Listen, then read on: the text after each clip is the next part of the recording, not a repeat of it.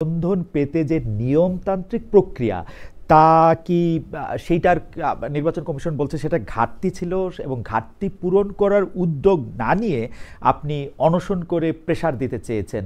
বিষয়টি আমাদের একটু বলবেন যে আসলে দলের নিবন্ধন পেতে যে নিয়মতান্ত্রিক প্রক্রিয়া অনুসরণ করার কথা ছিল তার সবটা আপনি অনুসরণ করেছেন কিনা, জনাব তারেক রহমান? আমি শরীয়তপুরের একটা উদাহরণ দিচ্ছি। শরীয়তপুরে আমাদের দুটা উপজেলায় তদন্ত করে, সর্বশেষ যে তদন্ত হয়, এবং বাকি উপজেলার তদন্ত কেন হলো না, আমরা সেই উপজেলা নির্বাচন অফিসগুলোতে বারবার গেলাম এবং ওইখানে যে সচিব দায়িত্বপ্রাপ্ত ছিল সেই সচিবকে আমরা বললাম যে বাকি উপজেলাগুলোতে তদন্ত হবে না কেন। উনি বারবার বলছিলেন যে হেড অফিস থেকে, মানে নির্বাচন ভবন থেকে যদি চিঠি না আসে তাহলে আমরা কি করব। তো আমরা পরবর্তীতে ঠিকই দেখলাম যে ওই সকল উপজেলাগুলোতে না দেখানো হয়েছে। তো আমরা ওই অফিসগুলোর ছবি এবং এরকম ভাবে আরো অনেকগুলো ক্ষেত্র রয়েছে, যেমন পাবনা রয়েছে, রংপুরে রয়েছে। রংপুরে আমাদের সমস্ত উপজেলাতে তারা একবারে নেগেটিভ না সূচক রিপোর্ট দেখিয়েছে। তারপরে দিনাজপুরে সবগুলোতে না সূচক দেখিয়েছে, পাবনাতে সবগুলোতে না সূচক দিয়েছে। যেগুলোর ছবি আছে, যেগুলোতে তারা গিয়েছিল, এখানে কয়েকটা ক্যাটাগরি আছে যে আপনাকে যে না লিখবেন। প্রথমত একটা জিনিস দেখা হয় যে কমিটি আছে কিনা, দ্বিতীয়ত সেখানে অফিসের এক্সিস্টেন্স আছে কিনা, তৃতীয়ত হলো সমর্থক আছে কিনা। সমর্থকের বিষয়টি, সমর্থক ভ্যারিয়েবল চেঞ্জ হয়, এখন সমর্থন করছে, পরবর্তীতে সমর্থন নাও করতে পারে। সে বিএনপিতে যেতে পারে, এনসিপিতে যেতে পারে, জামাতে যেতে পারে, আবার নতুন সদস্য আসতেও পারে। যার ফলে আপডেট তথ্যটা নির্বাচন কমিশন গ্রহণ করে, যে আগে যে তথ্য জমা দেওয়া হয়েছে 6 মাস আগে, 8 মাস আগে, সেটার পরিবর্তে আপডেট একটা ইনফরমেশন দিল, সেটা কিছুটা তারা সহনীয় জায়গায় রাখে। কিন্তু অফিসের অস্তিত্বর জায়গাটা একবারে খুবই ফিক্সড, যেটা থাকতে হবে। তো আমাদের সেই অফিসগুলোর ছবি এগুলো আমরা সবগুলো যখন দিয়েছি, তখন তারা নিজেরাই হতবিহ্বল হয়ে গেছে যে এই জায়গায় তো তারাই গাড়ি নিয়ে, সেখানে পাজেরো গাড়ি নিয়ে নামছে, ভিডিওতে দেখা যাচ্ছে তারা কথা বলতেছে, মুচমুচ করে চানাচুর চাবাচ্ছে, কিন্তু বলতেছে তারা অফিস পায়নি। তো এই বিষয়গুলো আমাদের যখন ধরা পড়ছে, ঠিক তখন আমরা তাদেরকে বললাম। অর্থাৎ আপনার যে নিয়মতান্ত্রিক প্রক্রিয়া অনুসরণ করার কথা ছিল সেই নিয়মতান্ত্রিক প্রক্রিয়া আপনি অনুসরণ করেছেন। আমি এই বিষয়ে বলছি যে নির্বাচন কমিশনের কি কি শর্ত আছে আমাকে পূর্বেই বলা হয়েছে। একটা রাজনৈতিক দল হিসেবে আমি সেই শর্তগুলো কেন পূরণ করার আপ্রাণ চেষ্টা করব না, না না তাই না? না আমার কিছু আমার না, জনাব তারেক, চেষ্টা একটা জিনিস, পূরণ করা আরেকটা জিনিস। আপনি কি ওই পূরণ তো করেছেন পূরণ কিনা? আমি কেন, হ্যাঁ, আমি কেন পূরণ করব না? আমার বিভিন্ন ক্ষেত্রে পার্থক্য হতে পারে। যেমন আমার রাজশাহী জেলায় যে দায়িত্বশীল আছে, সে আমাদের এখানে পার্টি অফিস যেটা নিয়েছে, সেই পার্টি অফিসে সে বসে থাকে সব সময়, কিন্তু সে একটা ফটোকপি মেশিন নিয়ে মানুষকে সার্ভিস দেয়, ফটোকপি করে দেয়। তো এখানে একটা ভুল ধরেছে তারা, ঠিক আছে, যে এটা একটা সমস্যা না, হয়েছে। নির্বাচন আমার কমিশনের ব্যাপারটা, জনাব তারেক, নির্বাচন কমিশনের ব্যাপারটা আলাদা থাক। আপনি আমাদের বলেন যে আপনি নিয়মতান্ত্রিক প্রক্রিয়া মানে সম্পন্ন করতে পেরেছেন কিনা। আমাদের সব মিলে 43টি জেলায় কমিটি রয়েছে, 34টি জেলায় অফিস রয়েছে। নির্বাচন কমিশনের লাগবে হলো 22টি। তারা 22টি তদন্ত করে আমাদের 20টি সঠিক পেয়েছে এবং 2টি সঠিক পায়নি তাদের চিঠি অনুযায়ী। আমার কথা হলো, আমার তো 34টি জেলায় অফিস রয়েছে, তারা আরো অন্য অপশন গুলো গ্রহণ করলো না কেন? ওকে, তারপরে অর্থাৎ আমার আমি যদি আপনার কথা বুঝতে পারি যে আপনি নির্বাচন নিয়মতান্ত্রিক যে প্রক্রিয়া মানে নিবন্ধন পাওয়ার সেটা আপনি অনুসরণ করেছেন, তাই তো? জি জি জি। আচ্ছা, এইটা আমরা একটু মনে রাখি যে আপনি নির্বাচন কমিশনে নিবন্ধিত হওয়ার যে প্রক্রিয়া ছিল সেই প্রক্রিয়ার নিয়মতান্ত্রিক প্রক্রিয়া আপনি অনুসরণ করেছেন। সেই প্রক্রিয়া অনুষ্ঠিত হওয়ার পরও যেহেতু আপনি নিবন্ধন পান নাই, সেজন্য আপনি অনশন করে একটা প্রেশার দিতে চাইলেন। আমাদের প্রশ্ন, এই অনশনটা আপনি একা করলেন কেন? আপনার দলের আর কেউ এতে অংশ নিলেন না কেন? দ্বিতীয় প্রশ্ন আর কি এটা। জি, প্রচলিত ভাবে আমি দেখতাম যে অনেকগুলো রাজনৈতিক দলই নিবন্ধন না পেলে তারা 20 জন, 25 জন, 30 জন এরকম যায় একটা ব্যানার ধরে মিছিল করে। তারপরে মিছিল করে সেখান থেকে আধা ঘন্টা প্রতিবাদ করে সেখান থেকে চলে যায়, যেভাবে থাকে সেভাবেই থাকে। কিন্তু যেহেতু আমি বাংলাদেশের রাজনীতিতে 18 সালের পর থেকেই, 18 সালের কোটা আন্দোলনে আমি একজন ইনিশিয়েটর, এবং এরপরে অনেকগুলো আন্দোলন, অনেকগুলো জায়গায় আমার কাজ করার সুযোগ হয়েছে। আমি আমার স্বার্থ এবং সামর্থ্য অনুযায়ী আমি এটা করেছি।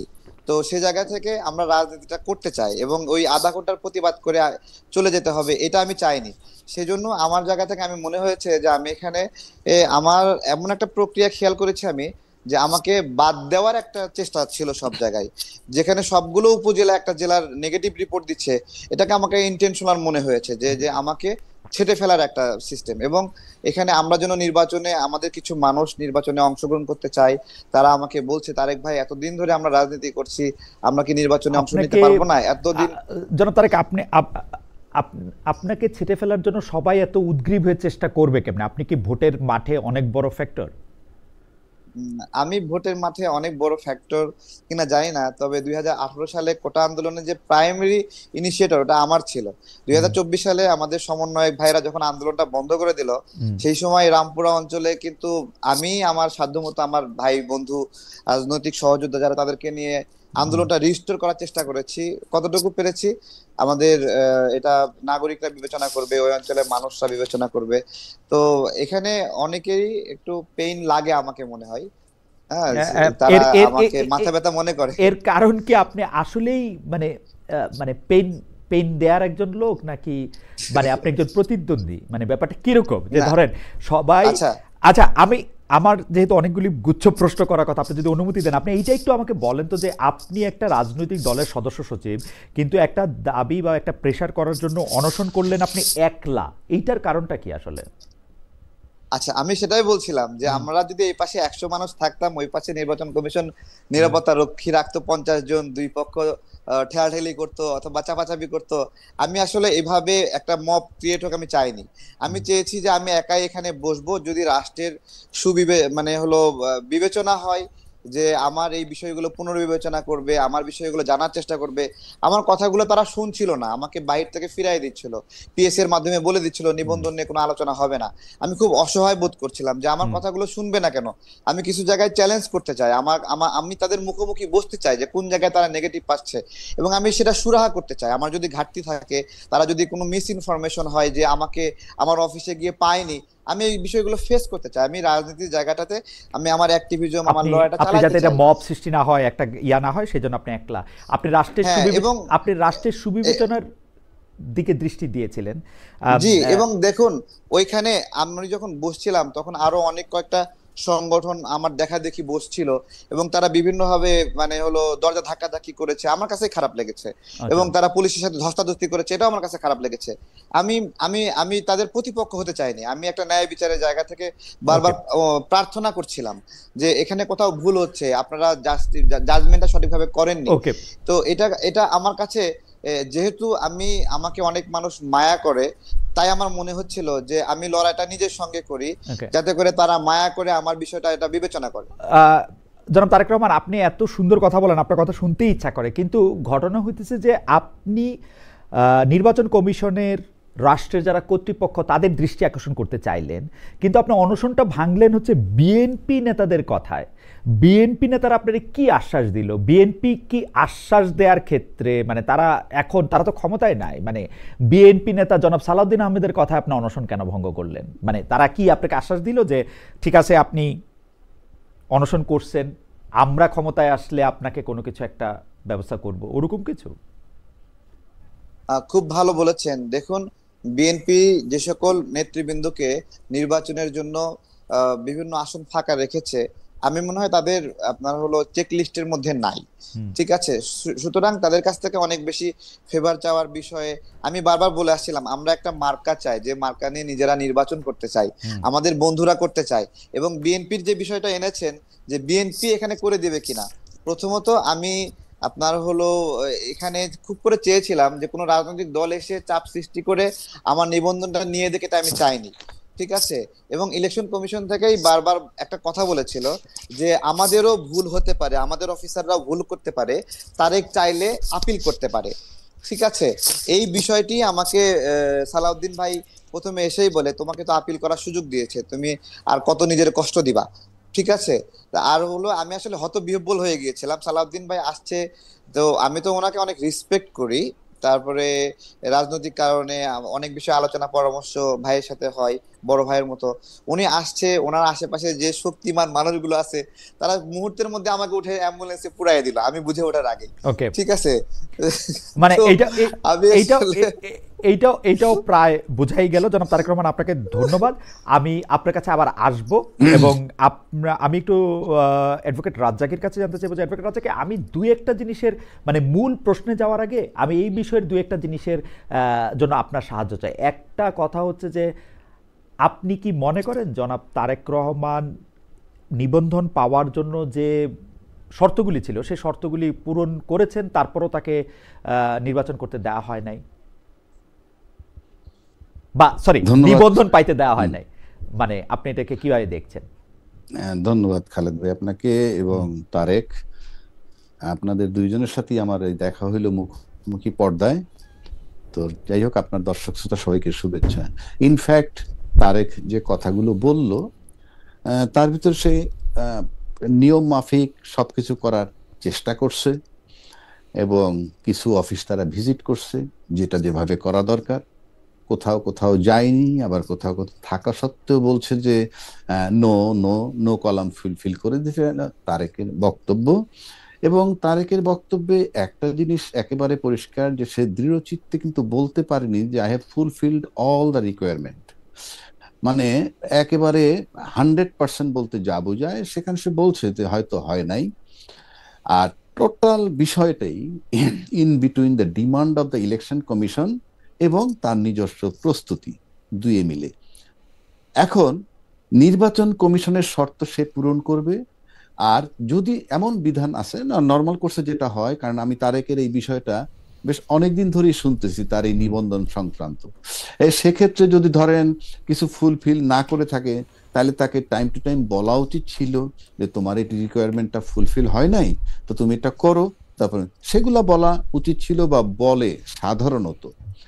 এখন প্রশ্ন হচ্ছে তারপরে যদি না দিয়ে থাকে এবং যদি in accordance with the demand or rules অনুযায়ী যদি কিছু বাকি থাকে যেটা শর্ত পূরণ না করলে দিবে না, সেক্ষেত্রে নির্বাচন কমিশন তাকে অফিসিয়ালি জানাইছে কিনা আমি জানি না, না জানায় থাকলে জানানো উচিত ছিল যে এই এই এই এই শর্তে একটা নিবন্ধন হয় এবং তার ভিতরে এটা গ্যাপ আছে, সুতরাং তুমি এটা পাচ্ছ না।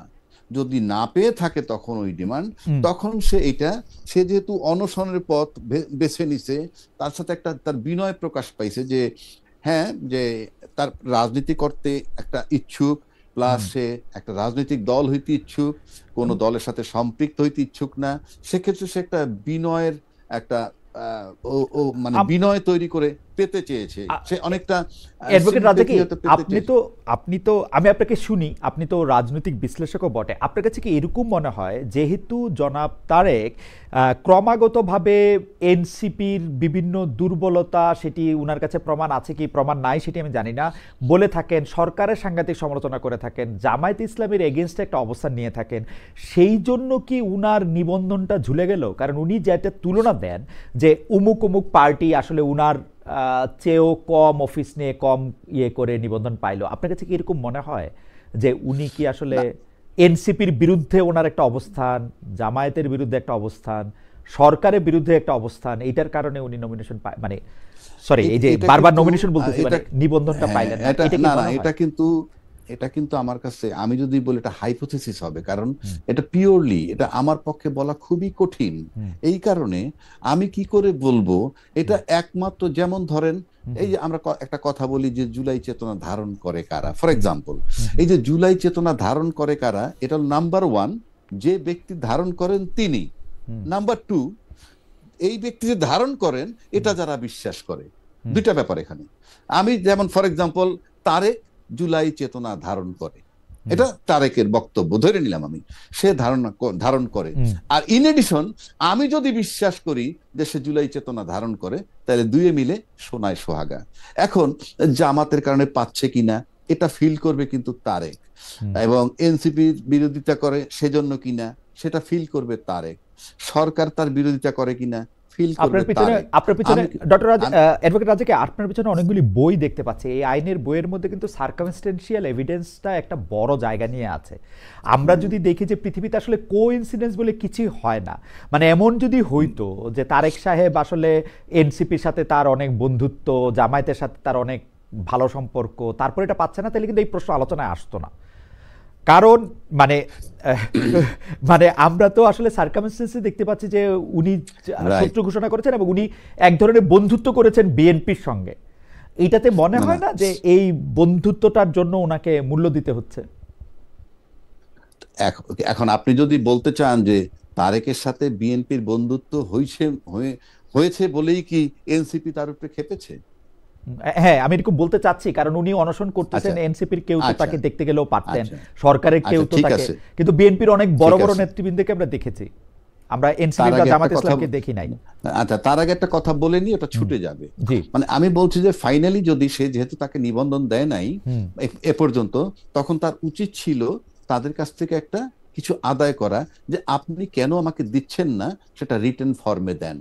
আপনি যদি সার্কামস্টেন্সিয়াল এভিডেন্সের কথা বলছেন, সে কারণে বলছি যে ওই ডকুমেন্টসটা যদি সে নিয়ে আসতো, তাইলে সবচেয়ে প্রপার ওয়ে ছিল সেই ডকুমেন্টসটাকে চ্যালেঞ্জ করা বিফোর দ্য কোর্ট। যে আমি যতটুকু বুঝছি নির্বাচন কমিশন কিন্তু তাকে পরিষ্কার করে বলেও না লিখিত এই কারণে দিচ্ছি না, যেটা কোর্টে চ্যালেঞ্জ করতে। ইয়েস, আমি সেটা বলছি, কারণ আমি আপনাকে অতি সম্প্রতি একটা ঘটনা বলি, যে একজনের একটা আর্মস সিজ করছে আমার একটা বন্ধু, সে রিটায়ার্ড মেজর, এবং তার আর্মস এর ব্যাপারে আমরা একটা রিট করছি সেটা ফেরত দেওয়ার জন্য। ইনফ্যাক্ট সেটা পুলিশ নিল তার কাছ থেকে, অত লম্বা তো বলা যাবে না, নিল, যেভাবেই নিল, একটা ঘটনা ঘটছে, নিল, এবং অস্ত্র গুলি টুলি ছিল না, নিল। এখন পুলিশ তাকে ফাইনালি বলল, হ্যাঁ আপনার কাগজপত্র নিয়ে এসেন, দেখে দিয়ে দিব। কাগজপত্র নিয়ে গেল, দিল না, গেল এসপির কাছে, গেল ডিসির কাছে, কেউই এখন দিচ্ছে না, কোনো অফিসিয়াল একটা চিঠিও দিচ্ছে না। আবার একটা জব্দ তালিকাও বানাইলো, কি যে এটা পরিত্যক্ত অবস্থায় পাওয়া গেছে, ইত্যাদি ইত্যাদি। ফাইনালি রিটে যেতে হলো, এখন একটা শোকজ দিছে, শোকজ দিলে তারা এসে বলবে, বলার পর যদি স্যাটিসফ্যাক্টরি হয় দিবে, আর স্যাটিসফ্যাক্টরি না হলে দিবে না। আমি সেক্ষেত্রে মনে করি যে এই যে নির্বাচন কমিশন দিচ্ছে না, সেক্ষেত্রে এটা নিয়েও সে ইচ্ছা করলে he can appear before the court if it is a fact. Yes, কেন দিচ্ছে না সেই ডাইরেকশনটা দেন। যে আমি আমার মনে হয় এটা খুবই ভালো একটি পরামর্শ, অ্যাডভোকেট রাজাকে দিয়েছেন, একটা ডাইরেকশন দেন। জি, এই ডাইরেকশনটা নিয়ে এখন উনি যাইতে পারেন, মানে যাইতে পারে। আরেকটা বিষয় আপনি বলছেন যে ওই যে এনসিপির বিরোধী কিনা সে, মানে এনসিপি তাকে তার বিরোধী মনে করে, বিরোধী, হ্যাঁ, উনি সুন্দর করে মিষ্টি ভাষায় সাংঘাতিক অভিযোগ এনসিপির বিরুদ্ধে করেন, মানে সুন্দর করে হেসে মানে কে তারেক করে, এনসিপি। আচ্ছা, আমি বলি, এখন প্রশ্ন হচ্ছে এনসিপির সে বিরোধী কেন করতেছে, সেটাও কিন্তু আমার জানা নাই। আর যে তার পক্ষপাতিত্ব করে, সেটাও আমার জানা নাই, 1 নম্বর। 2 নম্বর হচ্ছে, আমরা যদি আমি ব্যক্তিগতভাবে আপনি আমাকে জিজ্ঞেস করেন, আমরা কিন্তু জুলাই চেতনায় সবাই বিশ্বাসী, মানে আমরা আন্দোলন করেছি, দলমত নির্বিশেষে আমরা সবাই বলি। আপনি তো আইনের ছাত্র, না আমি সাংবাদিকতার ছাত্র, না বাট আপনি আমরা সবাই আইনের নিচেই আছি আর কি, সেই হিসাবে বলতে পারেন। আইনের ভিতরে আছেন এক, আপনি মেজিস্ট্রেসিতে ছিলেন এক, তারপরে আপনাকে আইন ডিল করতে হয়, এবং সাংবাদিকরা কিন্তু ভালো আইন বোঝে। সেক্ষেত্রে আমি বলছি যে জনের একটা rape case for example, victim বা আপনি 326 একজন কোপ দিয়ে হাত কেটে ফেলছে, সেই ভিকটিম কিন্তু জীবিত। এখন কোর্টে যদি সেই ভিকটিমও দাঁড়ায়, আর ডকে যদি 10টা আসামি দাঁড় করায়, তখন ভিকটিম যদি বলে যে কে তাকে কোপ দিছে, ভিকটিম কিন্তু বলতে পারে যে কোপটা কে দিছে। যদি দেখাইতে পারে কেন কোপ দিছে, সেকেন্ড কোশ্চেন। এই যে কোপটা দিছে মিস্টার এক্স, এখান থেকে তার ছুটে যাওয়া খুব কষ্ট, সেই অর্থে বলছি। এখন জুলাই আন্দোলন যারা আমরা করছি, আপনি শুনে নেন, জুলাই আন্দোলন যারা আমরা করছি, সেখানে জুলাই আন্দোলনের যাকে তাড়ানো হয়েছে আন্দোলনের নামে, সে কিন্তু ভিকটিম এবং তিনি কিন্তু জীবিত আছেন। তো she is only the authority. উনি যাকে বলবেন যে জুলাই আন্দোলনে কাদের রোল সবচেয়ে বেশি ছিল, সেই বোধহয় জুলাই চেতনার পক্ষের সনদটা পেতে পারেন। না, অ্যাডভোকেট রাজাকে আমি আসলে আপনার এই বক্তব্যের সাথে বিনয়ের সাথে ডিফার করি, কারণ আমরা এই বাংলাদেশেই মানে আপনি যেহেতু আমার একটু ম্যাজিস্ট্রেসি পরিচয় দিলেন, আমরা দেখেছি যে ভিকটিমও অনেক সময় তার আসল শত্রুকে ফাঁসানোর জন্য অনেক রকম করে সত্য মিথ্যা বলে, মানে ভিকটিম যে সবসময় সত্য বলে ব্যাপারটা ওরকম নাও হইতে পারে আর কি। সেই জন্য আমি এই কথাটা, এই একটা ছোট্ট কেভিয়েট দিয়ে রাখলাম, এই একটা ছোট্ট কেভিয়েট আমিও দিয়ে রাখি ভিকটিম যখন যেমন 164 স্টেটমেন্ট দিয়ে দেয়, দিলেই কাজ হয় না, বাট প্রাথমিকভাবে ভিকটিমের স্টেটমেন্ট দেওয়ার পর ওটার উপরে জেরা আপনি ক্রিমিনাল লয়ার ছিলেন, ডক্টর অ্যাডভোকেট রাজ্জাকি। 164 এর আসলে আমি বাংলাদেশে 164 এর আধা পয়সা দাম আমার কাছে নাই, কারণ এটা 100 বার আপনি তো না তাহলে আপনি তো ওইভাবে বলেন, তাহলে আপনি বাংলাদেশে রাজনৈতিক নেতাদের কোন কথাটার মানে বিশ্বাস করতে পারবেন, আমি বিটুইন দ্য লাইনস দিতে পারবেন, আমি বিটুইন দ্য লাইনস দেখতে চেষ্টা করি, বিটুইন দ্য লাইনস দেখতে চেষ্টা করি, মানে কোন কথাটা কোন ফার্ম ডিটারমিনেশন নিতে পারবেন। ইয়েস, কারণ 53 বছর ধরে আমরা একটা কথা শুনে আসছি, রাজনীতিতে শেষ কথা বলতে কিছু নাই। এই যে শেষ কথা বলতে কিছু নাই, this term is not acceptable. পৃথিবীতে কোনো কিছুতেই শেষ কথা বলে কিছু নাই, ছোট গল্পেও নাই, রাজনীতিতেও নাই, অর্থনীতিতেও নাই, সমাজনীতিতেও নাই, বিবাহ নীতিতেও নাই, প্রেমেও নাই, কোথাও নাই ভাই। এটা আসলে বলা হয়, এটা বলার জন্যই। আমি আসছি আপনার কাছে খালেদ ভাই, একটু দ্বিমত করছি আপনার সাথে। আর কোথায় শেষ কথা আছে বলেন আপনার, আর কোথায় শেষ কথা? না আমি একটা কথা বলি, বলি আপনি, আপনার ফ্যামিলি লাইফ আছে, আমার ফ্যামিলি লাইফ আছে। দেখা গেল আমার ছেলেকে যদি আমি একটা বিষয় নিয়ে সকালে একরকম কথা বলি, সন্ধ্যা একরকম কথা বলি, পরদিন আর একরকম কথা বলি, আর যদি বলি বাবা শেষ বলতে কিছু নাই, it will not be accepted, simple. সুতরাং আপনি ওইভাবে চর্চা করলে ফ্যামিলি, আমি আবার আইনের কাছে যাই। যেমন ধরেন আপনি আপনার উত্তরাধিকারের জন্য উইল করে যান না, সেটা কি শেষ উইল? এই পৃথিবীতে শেষ উইল বলে কিন্তু কিছু নাই, এই পৃথিবীতে শেষ উইল বলে কিন্তু কিছু নাই। আমি বলছি বিধান মোতাবেক করলে সেই উইল থাকে, কিন্তু শেষ উইল বলে কিন্তু কিছু নাই।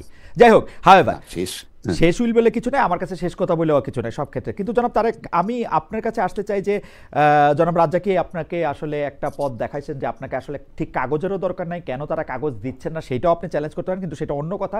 কিন্তু আমরা কিন্তু আপনাকে দেখি জনাব তারেক রহমান, আপনি খুবই মানে, আমি জানি না আপনার কাছে কতটুকু মানে ফ্যাক্ট থাকে, আপনি ফ্যাক্টে বেস করে কিনা আপনি বলতেছেন, কিন্তু আপনার বলার কথা এরকম বলছেন যে সবাই মিলে হয়তো আপনাকে চাচ্ছে, যে আপনাকে পেইন মনে করতেছে।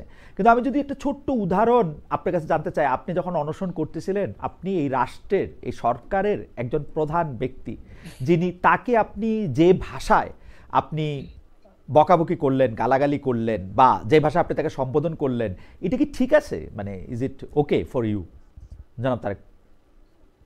জি, অনেক ধন্যবাদ। আমি যখন অনশনে ছিলাম, এটা 134 ঘন্টা, আমি ওই দিন সকালবেলায় আমি অনেকটা নিজের শরীরের উপরে নিয়ন্ত্রণটা অনেকটা হারিয়ে ফেলি, এবং শরীর, মস্তিষ্ক, চিন্তার উপরে। এবং এর ফলে আমি শুধু ডক্টর ইউনূস না, ইলেকশন কমিশনের ব্যক্তিবর্গের বিরুদ্ধেও আমি অনেক রাগারাগি করি। এবং যার ফলে ইলেকশন কমিশনার, তারা তো শুধু চাকরি করেন না, তাদের পরিবারও আছে। সেই পরিবারের মানুষগুলো তাদেরকে জিজ্ঞাসা করেছেন যে কি চাকরি করো, তোমাকে নিয়ে মানুষ সমালোচনা করে। তো সেই পরিবারগুলো অনেক কষ্ট পেয়েছে, এটা আমি বুঝছি। কিন্তু ডক্টর ইউনূস স্যার সহ সামগ্রিকভাবে যে সমালোচনা এসেছে, আমরা জুলাই গণ অভ্যুত্থানে, আমি আপনার অনেকগুলো, এই গণ অভ্যুত্থানে প্রায় 4-5টা মামলার আমি গুরুত্বপূর্ণ আসামি, সেটা অবশ্যই 6-এর মধ্যে সবগুলো আসামিতে 1 নাম্বার আসামিও আছি। কিন্তু এই গণ অভ্যুত্থানে কারাবন্দীদের নিয়ে সরকার একটা প্রোগ্রাম করে, এবং দেখেন আমাকে এতটুকু অপছন্দ করে যে আমাকে সেই কারাবন্দীদের প্রোগ্রামে মানে মিনিমাম দাওয়াতটুকু দেওয়া হয়নি, বা যাওয়ার সুযোগটুকু দেওয়া হয়নি। এরকম আরো অনেকগুলো বিষয় রয়েছে। আমরা জুলাই গণ অভ্যুত্থানে অনেক ভালো ক্ষতিগ্রস্ত হওয়ার ফলেও, ভালো ক্ষতিগ্রস্ত মানে এত বেশি নিপীড়ন হয়েছে, আমার দাঁত এটা কিন্তু ভাঙা, কিন্তু এটা র্যাবের ডিজি ওই সময় ঘুষি মারতে মারতে আমাকে অজ্ঞান করে ফেলে, এবং সেই সময় আমার এই দাঁতটা মানে অর্ধেক ভেঙে যায়। না জনাব তারেক, এগুলি মোটামুটি আপনার মুখে শুনেছি, যে আপনি আমাকে বলেন তো আপনাকে অপছন্দ করার কারণ কি? আপনি তো কারণটা কি? সেটাই বলছি। আমি সার্বিকভাবে যখন ইলেকশন কমিশনে ফেস করছিলাম তদন্ত, তখন আমি মনে হচ্ছিল যে কোনো দৈত্যের সঙ্গে আমি ফেস করতেছি, এবং আমি কোনো মানে বড় এমন একটা দেয়াল আটকায় দেওয়া হয়েছে, যে দেয়ালটা আমার পক্ষে পার হওয়া সম্ভব না, এবং এটা রাষ্ট্রীয় মানে রাষ্ট্রীয় পৃষ্ঠপোষকতা এই বাধাটা দেওয়া হচ্ছে, আমার কাছে এরকম মনে হচ্ছে। এবং আমি 134 ঘন্টা এখানে বসে আছি এবং কেউ কোনো রেসপন্স করার প্রয়োজনীয়তা উপলব্ধি করছে না। আমার কষ্ট হচ্ছে, আমার পেটে ব্যথা হচ্ছে, আমার মস্তিষ্কের মনে হলো মানে নিউরন গুলো মনে হয় ছিঁড়ে যাচ্ছে, বাট নো ওয়ান রিসপন্ডিং মি। তখন ওই রাগান্বিত অবস্থায় এই ধরনের একটা স্টেটমেন্ট চলে আসে। ওকে, এরপরেও আমি আমি আমি পরে যখন শুনছিলাম তখন আমার কাছেই মনে হচ্ছে যে এভাবে বলা মনে হয় আমার ঠিক হয়নি। কিন্তু আপনি এনসিপির সদস্যদের বিরুদ্ধে অনেক সময় যারা উপদেষ্টা আছেন তাদের বিরুদ্ধে আপনি যেগুলো অভিযোগ করেছেন সেসব অভিযোগগুলি কি হিয়ারসে, নাকি আপনার কাছে কোনো রকম কোনো প্রমাণ আছে? যেমন আপনি অমুক এত টাকা চাঁদা পেয়েছে, চাঁদা নিয়েছে, অমুক এত টাকা খেয়েছে, উনি এইভাবে চাকরি দিয়েছেন, এইভাবে কিন্তু আপনি বলেন। এইটা কি আসলে আপনি প্রমাণ রেখে বলেন, একটা ঝগড়া বাঁধাতে বলেন? বিএনপি, আমি আপনি এই কথাগুলি বললে বিএনপির সুবিধা হয় এই জন্য বলেন? কেন বলেন আসলে এগুলা? আচ্ছা, আপনার হলো আহ, যদি এরকম হয় এই সরকার আপনার দীর্ঘদিন থাকতে চায় এবং আমার এই সমালোচনা করার ফলে তাদের দীর্ঘদিন থাকাটা বাধাগ্রস্ত হয়, তাহলে তো বিএনপি লাভবান হবে এবং সেক্ষেত্রে বিএনপি খুশি হবে, হুম, খুব স্বাভাবিক। হুম, আর যে প্রমাণের কথা বলছিলেন, আমি একটা সুনির্দিষ্ট একটা আইটেম বলি। ওয়াসার যে নিয়োগ প্রক্রিয়া ছিল হুম, একটা, সেখানে উপদেষ্টা নাহিদ ইসলামের নাম সুস্পষ্টভাবে লেখা ছিল যে তিনি কয়জনের নাম সুপারিশ করেছেন। আসিফ মাহমুদ তার পিএস এর মাধ্যমে কতজনকে নিয়োগের জন্য সুপারিশ করেছিলেন তার সুস্পষ্ট প্রমাণ সেখানে আছে। শুধু তাই না, আমি আরো আরো কিছু সুনির্দিষ্ট বলছি। একজন সচিব আছেন যিনি জেল থেকে একটা প্রতিষ্ঠান চালাচ্ছেন, আপনার হলো তাকে কয়েকশো কোটি টাকার একটা প্রজেক্ট আসিফ মাহমুদ দিয়েছে, ঠিক আছে? এবং আসিফ মাহমুদ দেখেন নিজে বলছে যে এই সময়ে এসে 10 থেকে 20 কোটি টাকা না হলে নির্বাচন করা যায় না। তাহলে সে এখন বলছে ঢাকা 10-এ নির্বাচন করবে। হুম। আমার প্রশ্ন হলো, তাহলে কি তার 10-20 কোটি টাকা সংগ্রহ হয়ে না না, গেছে? সে এইভাবে তো অঙ্ক ঠিক মিলে না। আছে, প্রথম কথা আমি বলি, না ওয়াসার অঙ্ক নিয়োগ মিলবে নিয়ে, না। আপনি জি, যে কথা বলেছেন যে একজন উপদেষ্টা বা একটা রাজনৈতিক দলের নেতা হিসাবেও যদি আমি চিন্তা করি, বা একটা আন্দোলনের নেতা হিসাবে, উনারা কি মাস্টার রোলে 10 জন 20 জন 100 জন লোকের নিয়োগের কথা সুপারিশ করতে পারবেন না? উনারা তো ওয়াসায় যে আমি নিয়োগের কথা বলা হচ্ছে আরেকটা সেগুলি মাস্টার রোল, স্থায়ী চাকরি না, দেখুন। সেই কথাই বারবার বলা, মানে হ্যাঁ, মানে সবচেয়ে বড় আমি দুর্নীতি হিসাবে। সেটাই আপনারা আপনারা অবশ্যই মাঝে মাঝে প্রেস ক্লাবে দেখেন হুম, যে আউটসোর্সিং এর মাধ্যমে নিয়োগ পাওয়া লোকগুলো চাকরি হুম, স্থায়ীকরণের জন্য আন্দোলন সংগ্রাম করে চাকরি স্থায়ী করে নেয়। এটা একটা স্বাভাবিক রাজনৈতিক নিয়োগ যেগুলোকে চাকরিতে স্থায়ী করা হয়। আমি শুধু ওই ওয়াসার বিষয়ে বা এগুলোর বিষয়ে না, আসিফ মাহমুদ একটা বক্তব্য দিয়েছিল 78,000 মানুষকে তারা কর্মসংস্থান দিয়েছে, নিয়োগ দিয়েছে। আমার প্রশ্ন হলো যে বিসিএস এর মাধ্যমে বা বিভিন্ন মাধ্যমে যে নিয়োগগুলো হয়, এই গণঅভ্যুত্থানের পরে খুব কমই ফেয়ারলি সেই রিক্রুটমেন্ট গুলো চালু ছিল। তাহলে 78,000 রিক্রুটমেন্ট উনি 3 মাস নিয়োগে, এই সরকার গঠনের প্রায় 3 থেকে 4 মাসের মধ্যে উনি বলেছিলেন যে এইরকম ভাবে হুম। এই 78,000 নিয়োগ দিয়েছেন। আমার প্রশ্ন, সেটা কোন রিক্রুটমেন্টের মাধ্যমে দিয়েছেন এবং সেই জায়গায় বাংলাদেশের নাগরিকরা তাদের ফেয়ার প্রতিযোগিতার মাধ্যমে নিয়োগের অধিকার পেয়েছিল কিনা? ওকে। আহ, আহ, তবে আমার কাছে মনে হয় জনাব তারেক রহমান, আমরা যদি একজন রাজনীতিবিদ যখন আরেকটা রাজনীতিবিদের বিরুদ্ধে কোনো অভিযোগ করে, নিশ্চয়ই এইটার মধ্যে তার কাছে একটা ফেয়ার, মানে শুধু অনুমান না, তাকে দেখতে না পারা না, মানে তার কাছে একটা প্রমাণপত্র থাকবে। আমরা আগের রাজনীতি তো আর দেখতে চাই না আপনাদের মধ্যে, সেটাও কিছু আপনার তো একটু মনে রাখবেন। আছেই, জি, আমি বলছি দেখেন, কিছু কিছু তো দুর্বৃত্তায়ন আছেই। হুম, আপনার হলো সে তার আসিফ মাহমুদ তার পিএস কে যখন দুদকে তলব করলো, তার এনআইডি হুম। কার্ড লক করলো, ঠিক আছে? তো এগুলো সব তো বায়বীয় না, ওকে। তাই না? এগুলো সবগুলো যদি বায়বীয় বলে দেন তাহলে দুর্নীতির বিরুদ্ধে আর কেউ কথাই বলবে না। আম, ঠিক আছে, আমি একটু অ্যাডভোকেট রাজাকে আপনার আর কাছে এটা আসি। কি আর জি। এটা কি এক্স্যাক্টলি আপনার হলো একটা লোক ক্ষমতায় আছে, দায়িত্ব পালন করছে, এক্স্যাক্টলি তার বিরুদ্ধে আপনি অকাট্য দলিল, আপনি আপনার হলো পেন টু পেপারস আপনি পাবেন না, ঠিক আছে? অনেক কিছু না পাইলে আমি আহ, বলবো না কিছু, সীমে না পাইলে আমি হ্যাঁ এরকম করে কিছু, তাকে দুর্নীতিগ্রস্ত কিন্তু বলবো না আর কি। না না না না কিন্তু যে জিনিসগুলো, যে ছোট ছোট পয়েন্টস গুলো বের হয়ে আসছে, আপনি সেই পয়েন্টস গুলো নিয়ে আলোচনা করবেন নাকি মানে কাঁথা দিয়ে ঢেকে রাখবেন, না, সেটা তো যেমন একটা আমি ডিসিশন একটা নিতে হবে। অনুষ্ঠানে আমি শুনতেছিলাম যে আপনি বলতেছিলেন যে উমুক যে এত কোটি টাকা খায় দুবাইতে টাকা পাচার করছে সেটা আমি জানি, কিন্তু আপনি আসলে কি জানেন সেটাও যদি আমাদেরকে একটু বলতেন, আহ, দুবাইতে বা অন্য কোনো মানে দেশে, না রাইট? না, আমি আমি আপনাকে বলছি, আমি কোন উপদেষ্টা দুবাইয়ে টাকা পাচার করেছে এই ধরনের বক্তব্য দিইনি, এটা তো অন্য কেউ দিয়েছে। হুম বেসিক্যালি আরাফ খান অ্যারেস্ট হয়েছে, সেই বিষয়ে একটা নিউজ হয়েছে হুম যে আরাফ খানকে কোন একটা উপদেষ্টা টাকা পাঠিয়েছে বা হুম টাকা পাচার করেছে সেটা, কিন্তু এই স্টেটমেন্টটা আমি দেইনি, আমি নিউজে দেখেছি, এখনো দেই নাই। ঠিক আছে, তবে আসিফ মাহমুদ এই গণ অভ্যুত্থানের পর পর দুবাইয়ে যান হুম। এবং দুবাইয়ে গিয়ে ওখানে আওয়ামী পন্থী অনেকগুলো নেতার সঙ্গে সেখানে বসেন, আহ, তাদের সাথে মিটিং করেন, তাদের কাছ থেকে স্বর্ণেচের উপহার নেন এবং সেই এই শুভেচ্ছা ফুল নেওয়া দেওয়া এগুলোর ছবি আছে, এগুলো ওকে, সামাজিক যোগাযোগ মাধ্যমে অলরেডি ভাইরাল হয়েছে সেই সময়। সামাজিক যোগাযোগ মাধ্যমে তো মানে ঠিক আছে জনাব তারেক রহমান, আমি আপনার কাছে আসবো আবার, আমি অ্যাডভোকেট রাজ্জাকের কাছে একটু যেতে চাই। অ্যাডভোকেট রাজ্জাকি, আপনার কাছে যাওয়ার আগে আমি একটা দর্শকদের কাছে একটা জনমত জরিপ চেয়েছিলাম যে কার্যক্রম নিষিদ্ধ আওয়ামী লীগের ঢাকা লকডাউন নিয়ে কোনো শঙ্কা নেই, এমন মন্তব্য করছেন স্বরাষ্ট্র উপদেষ্টা জাহাঙ্গীর আলম চৌধুরী। দর্শকদের কাছে আমরা জানতে চেয়েছিলাম তার কথা আস্থা রাখা যায় কিনা। শতকরা 70% মনে করছেন যে তার কথা আস্থা রাখা যায়, শতকরা 30% মনে করছেন তার কথা আস্থা রাখা যাচ্ছে না।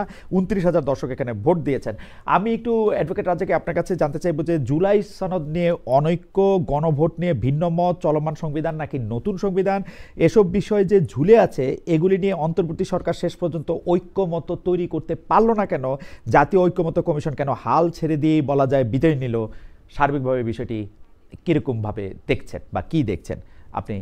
আমাদের আরো একটা প্রশ্ন আছে, আপনি যদি একটু সংক্ষেপে না, উত্তর আপনি তো দিতেন। জি।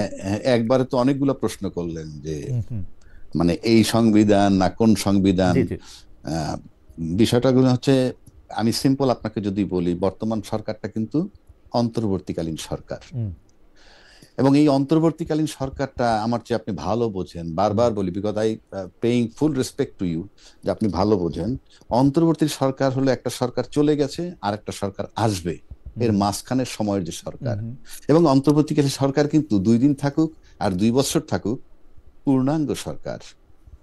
এবং এই পূর্ণাঙ্গ সরকার, যার কথাটা কিন্তু আবার আমাদের যে সংবিধান যেটার কথা বারবার আমরা বলি, সেই সংবিধানের ভিতরে কিন্তু এখন এই মুহূর্ত পর্যন্ত অন্তর্বর্তীকালীন সরকার বলতেও কিছু নাই, তত্ত্বাবধায়ক সরকার বলতেও কিছু নাই। সুতরাং উনি অন্তর্বর্তীকালীন সরকার হিসেবে কাজ করতেছেন। যে সরকারের কথা বর্তমান সংবিধানটা এক্সিস্টিং সংবিধানে বলা নাই, সে তো ওইটা অপারেট করতে পারবে না। কিভাবে পারবে, কিভাবে চালাবে সে? কোনো ওয়ে নাই। হুম। আমরা এখন এখন করব, আসেন, আমরা কেউ এখন করব, পরে ঠিক করে নিব, তাহলে হবে না অন্যান্য বারের মতো? না না, আপনি আপনি আপনি অন্যান্যবার মতো সেটা আরেকটা, সেই ওখানে যে যাবেন ওই পর্যন্ত, হুম, আপনি তো পার্লামেন্ট পর্যন্ত যাবেন। হুম, এই যে পার্লামেন্ট তো যাবেন, হুম, সেটার জন্য আপনার কাগজ হইলেও বানিয়ে নিতে হবে। তারপরে যান, যাওয়ার পর আপনি সংবিধান কি করবেন না করেন পরের কথা। হুম, আমি তো ওই সংবিধান, দেখেন খালেদ ভাই, হুম, হুম, আমি এই কথাগুলো অনেকবার বলতে, যেমন আমরা 3জন এখন কথা বলতেছি, হুম, এটা কিন্তু অন এয়ার চলে যাচ্ছে, তাই না? হুম, হুম, হ্যাঁ, আচ্ছা, এখন আমার রুমে অন্য একটা লোক যে এটার সাথে সংযুক্ত যদি না হইতে পারে, হুম, সে কথা বলতে থাকলে তো অনিয়ারে যাবে না। হুম, হুম, অর্থাৎ অর্থাৎ আপনাকে গাড়িটা চালাইতে হলে গাড়ির ভিতরে ঢুকতে হবে। হুম, ওই সংবিধানটা চালাইতে হলে ওই সংবিধান চালানোর অধিকারী একমাত্র নির্বাচিত প্রধানমন্ত্রী। হুম, এবং ইউনূস সরকার কিন্তু নির্বাচিত প্রধানমন্ত্রী হিসেবে শপথ নেননি, হুম। উনি অন্তর্বর্তীকালীন সরকার প্রধান হিসেবে আপনি শপথ মনে হচ্ছে যে নিয়েছেন। 106 যথেষ্ট না উনার কার্যক্রম পরিচালনার জন্য? না না, 106-তে বলা হয়েছে কি, 106-তে তাকে বলা হয়েছে যে এরকম একটা সাংবিধানিক শূন্যতা বা হুম, একটা সংকট, সেক্ষেত্রে একজন মানে একটা অন্তর্বর্তী সরকার নিয়োগ দেওয়া যেতে পারে, হুম। সেই সুপারিশ। কিন্তু এই নিয়োগ দেওয়ার এবং পর যেটা, সকল ক্ষেত্রে প্রধান উপদেষ্টা প্রধানমন্ত্রীর স্থলাভিষিক্ত হইবেন? না না, সকাল প্রধান অন্তর্বর্তী সরকার প্রধানমন্ত্রীর কি স্থলাভিষিক্ত হবেন বলা আছে? না, তাহলে কি সে, এটা ইমপ্লাইড মিনিং, এটা তো বলা থাকবে। না তাহলে সরকারটা মিনিং কেমনে চালাবে? সরকারটা কেমনে আপনি চালাবে? অন্তর্বর্তী, আপনি মিনিং ইন্টারনাল আপনি ধরে নিলে আমি কি করব? হুম, আপনি শব্দটা হলো অন্তর্বর্তীকালীন সরকার, হুম। এটার মিনিং আমি সংবিধানের প্রধানমন্ত্রী কিভাবে ধরবো তাকে? কারণ আপনি আর যদি তাকে বলতেছেন যে প্রধানমন্ত্রী ধরি, অন্তর্বর্তীকালীন সরকার পূর্ণাঙ্গ সরকার, সেইভাবে ধরবো। পূর্ণাঙ্গ সরকার, এবং সেই জন্য সে সব সরকার সিদ্ধান্ত প্রধান নিতে লাগবে পারবে। একটা। সরকার, না না, উনি তো সরকার প্রধান। ওকে। এবং আর একটা নির্বাচিত সরকার, উনি সরকার প্রধান হিসেবে প্রধানমন্ত্রীর সকল ক্ষমতা এক্সারসাইজ করবেন, অসুবিধা কি? আমি প্রধানমন্ত্রীর কথা তো আনতেছিই না। ওকে, উনি তো অতি নিছেন অন্তর্বর্তীকালীন সরকারের প্রধান হিসাবে। উনি তো প্রধানমন্ত্রী কিভাবে হবেন? যদি তাকে আপনি প্রধানমন্ত্রী সবাই মিলে বানায় দেন, তাহলে সংবিধানে ঢুকে যাক, 29 সাল পর্যন্ত থাকুক। এটা হবে? না হবে না। এটা হবে? উনি যখন যেহেতু হবে না, জি, যেহেতু মানে হবে না, উনি পরিষ্কার অন্তর্বর্তীকালীন সরকার, এবং অন্তর্বর্তীকালীন সরকার ওত নিছেন আচ্ছা, অন্তর্বর্তীকালীন সরকার হিসাবে। আমার এবং আমার উনি দর্শকদের জন্য, অ্যাডভোকেট রাজা কি, আমার এবং জি। আমার দর্শকদের জন্য আমি এটা একটা ছোট ভাঙা বলি। আপনার কাছে কি মনে হয় যে প্রধান উপদেষ্টা সরকার প্রধান হিসেবে যে পাওয়ার এক্সারসাইজ করেন, এইটা প্রধানমন্ত্রীর চেয়ে কিছু কম? হ্যাঁ, আমি প্রধানমন্ত্রী আনবই তো না, প্রধানমন্ত্রী নাই আমার। তো প্রধান আমি তার উপদেষ্টা সাথে হিসেবে, compare প্রধান করবো উপদেষ্টা কেন? হিসাবে উনি যে যে কাজ করতে পারবেন, সেইটা কি উনি জি। সরকার প্রধান হিসাবে উনাকে কোনো কাজ করতে কি উনাকে বার দেওয়া হয় বা কমায় দেওয়া হয় যে না তুমি অন্তর্বর্তীকালীন না, না, সরকারের প্রধান, উনি তুমি এইটা ওনাকে পারবা না? উনি 12 দেওয়া হচ্ছে না, কমাও দেওয়া হচ্ছে না, হুম। উনি করছেন। জি। এবং উনি যে করছেন সেটা সবাই মেনে নিচ্ছেন। যেমন ধরেন, আপনি ওই সংবিধানে যদি যান, তর্কের খাতিরে বলছি, হুম। সংবিধানটায় বলা আছে সংসদ ভেঙে যাওয়ার পর 90 দিনের মধ্যে নির্বাচন। না, এগুলো- কোনো কারণে যদি না হয়, হুম। তাহলে আরো 90 দিন, হুম। আপনি 180 দিন পাবেন। হুম। তাহলে যেদিন নিউজ সাহেব আসলেন, আসার পর যখন উনি বলছিলেন অল্প সংস্কার হলে, সংক্ষেপে বলি, অল্প সংস্কার হলে ডিসেম্বর 25-এর মধ্যে নির্বাচন, আর বেশি সংস্কার হলে জুন 26-এর মধ্যে নির্বাচন, তখন কি আমরা বাংলাদেশের ব্যক্তিরা, রাজনীতিবিদরা কেউ কি প্রশ্ন করছিলাম যে আপনি অতদূর কিভাবে যাবেন? আপনি তো সংবিধান মোতাবেক সর্বোচ্চ 180 দিনের মধ্যে নির্বাচন দিয়ে চলে যাবেন। আমরা কি কেউ ভয়েসটা রেজ করেছিলাম? না, কিন্তু আমার মনে পড়ে না। কিন্তু অ্যাডভোকেট আমার রাজা কি, মনে পড়ে না। আমার কাছে কি মনে হয় ফেব্রুয়ারি 2025-26-এ যখন আমরা নির্বাচন দিব, যখন একটা পার্লামেন্ট আসবে, সেই পার্লামেন্টের মধ্যে আমরা ভূতাপেক্ষ এইটাকে কার্যকর বলবো যে উনাকে এই কয়দিন এই জন্য থাকতে হয়েছিল, এই জন্য এটা সিদ্ধ, এবং এটা সংবিধানে কোনো সেটা কি- অসুবিধা আমি দেখি না। ঠিক আছে, আপনার তর্কের খাতিরে আপনাকে আমি আপনার জবাবটা দিচ্ছি। জি। আমরা তো এটা জুলাই সনদ করেছিলাম, তাই না? হুম হুম, জুলাই সনদ, আরে সরি, জুলাই সনদ না, জুলাই ঘোষণাপত্র। রাইট। জুলাই ঘোষণাপত্র, হুম। আমি এটা বারবার বলে আসছি, এখনো বলছি আপনার সামনে। হুম। জুলাই ঘোষণাপত্র যেটা আমরা করলাম, সেটার ভিতরে তো এই সরকার আমরা একটা মেয়াদ দেই নাই। দেই নেই তো। আমরা তো দিতে পারতাম যে এই সরকারের মেয়াদ 8ই আগস্ট 2024 থেকে 30 জুন 2026 পর্যন্ত হবে, নাম্বার 1। নাম্বার 2, এর ভিতরে উনি একটা ইলেকশন কমিশন নিয়োগ দিবেন। নাম্বার 3, এর ভিতরে উনি একটা নির্বাচন করে চলে যাবেন। পারতাম তো, এখনো দেওয়া যায়, এখনো দেওয়া যায় জুলাই ঘোষণাপত্র সংশোধন হিসাবে। কেন দিচ্ছি না? না দেওয়াতে কি অসুবিধা হয়েছে? আপনার মেয়াদ দিত না, আপনি কিভাবে না নির্বাচন না, আপনি করতে- মেয়াদ নাই তো, কিভাবে? আপনি মেয়াদ নাই তো বলতেছেন, কিন্তু এটা একটা বিশেষ অবস্থা, পরবর্তী সরকার না আসা পর্যন্ত এই সরকার প্রধানকে কন্টিনিউ করতে হবে। এটা তো হচ্ছে মানে আপনি যদি Yes, আপনি যদি সংবিধানটাকে ভাঙতে যদি থাকেন তাই হয়, পরমাণুর মতো, কিন্তু হ্যাঁ। কোথাও একটা গিয়ে তো আপনার থামতে হবে আসলে। সেটাই বলছি, জি। যদি তাই হয়, আমি তো এডমিট করতেছি, সেটা কি অন্তর্বর্তীকালীন সরকার যে সিদ্ধান্ত নিতেছেন, এগুলো সব অন্তর্বর্তীকালীন সংবিধান মোতাবেক। অর্থাৎ উনি ওই সংবিধানের বাইরে, উনি ওই সংবিধানে ঢুকতে পারছেন না, না, সেটা আপনি তো- ঢুকাইতে পারবেন না, ওনার নাম ওখানে নাই, না সেটা আপনি তো তাকে কিভাবে ঢুকাবেন? সুতরাং উনি এই যে ফেব্রুয়ারিতে নির্বাচন হচ্ছে, ওনার সিদ্ধান্ত অন্তর্বর্তীকালীন সরকারের অন্তর্বর্তীকালীন সংবিধান মোতাবেক, ওটা ওনার মাথা থেকে আসতেছে। আপনি এটারে বায়বীয় বলতে পারেন, অলিখিত বলতে পারেন, হোয়াট এভার ইট ইজ, সবাই যখন মেনে নিচ্ছে ওটাই সংবিধান। না, হ্যাঁ ঠিক ওটাই আছে। সংবিধান। না আমিও তো সেটাই বলতেছি, কিন্তু আপনি এটাতে কি সমস্যা দেখতেছেন? মানে আমি ঠিক বুঝতে পারছি না যে মানে আমরা কথাটা আমি সমস্যা দেখতেছি কোন জায়গায় সেটা বলি। জি, আমি সেটা বলেন। সমস্যা দেখতেছি, আর সবাই বলতেছে ওই সংবিধান মোতাবেক নির্বাচন হচ্ছে, ওই সংবিধান মোতাবেক হচ্ছে। যখনই আপনি ওই সংবিধানে যাবেন, তখনই তার নির্বাচনী সময় পার হয়ে গেছে, নাম্বার 1। নাম্বার 2, ওই সংবিধান মোতাবেক যদি প্রথম 90 দিনের মধ্যে নির্বাচন দেওয়ার কথা বলে থাকি, যে দেয় নাই, অথচ যে ইলেকশন কমিশন যে তার নিয়োগই হয়েছে কিন্তু 21 নভেম্বর 2024-এ, অথচ তাদের ওই সংবিধান মোতাবেক নির্বাচন দেওয়ার কথা 90 ডেজের মধ্যে হইলে 8ই আগস্ট 2024 থেকে 7ই নভেম্বর 2024-এর মধ্যে নির্বাচন দেওয়ার কথা ছিল। না, এই যে এই নির্বাচনটা সংবিধান মোতাবেক হইতেছে, এই কথাটা তো হচ্ছে 10টা কথার একটা কথা। আমি তো শুনতেছি এই নির্বাচনটা হইতেছে একটা জরুরি প্রয়োজনে, এই নির্বাচনটা হইতেছে জুলাই আগস্টের একটা অভ্যুত্থানের ফলে একটা অদ্ভুত অবস্থায়। এখানে শোনাশুনি ব্যাপার না, এটা রাষ্ট্র, কিন্তু হ্যাঁ, রাষ্ট্র। এটা কোনো সমিতি না যে আমি চালাই নিলাম। হ্যাঁ। আপনি এটাকে এভাবে চালাই নিতে পারবেন না। এখন আপনি যদি গোজামিল দিয়ে নিয়ে যান, হ্যাঁ, তো নির্বাচন একটা গণ অভ্যুত্থানে তো আপনার অনেক গোজামিল দিতে হইছে এমনিও।